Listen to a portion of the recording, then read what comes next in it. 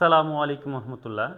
আজকে আমরা video tutorial 3তে চমৎকার কিছু জিনিস শিখব।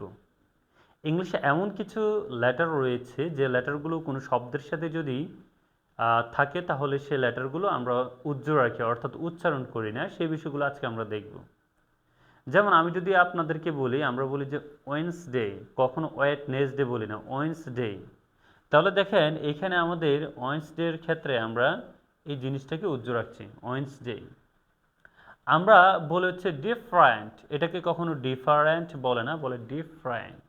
ডিফারেন্ট এখানেও দেখেন কিছু লেটার আমাদের উজ্জ্বল রয়েছে।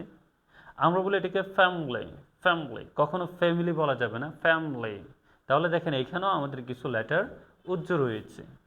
আমরা এটাকে বলে লিসেন, কখনো লিস্টেন বলা যাবে না, লিসেন। এখানে দেখেন আমরা টিকে উজ্জ্বল রাখছি।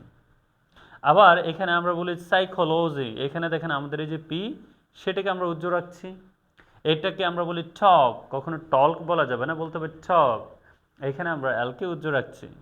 আবার এখানে দেখেন এটাকে আমরা বলি ক্যাসল, ক্যাসল, ক্যাসল। এখানেও কয়েকটা লেটার উজ্জ্বল থাকছে। কোনো শব্দ আমরা কিভাবে উচ্চারণ করব সেটা আসলে ডিপেন্ডস করে তার প্রনাউন্সের উপরে, অর্থাৎ ফনেমসগুলো যেভাবে দেওয়া আছে আমরাও সেই শব্দটাকে আমাদেরকে সেভাবে উচ্চারণ করতে হয় বেসিক্যালি।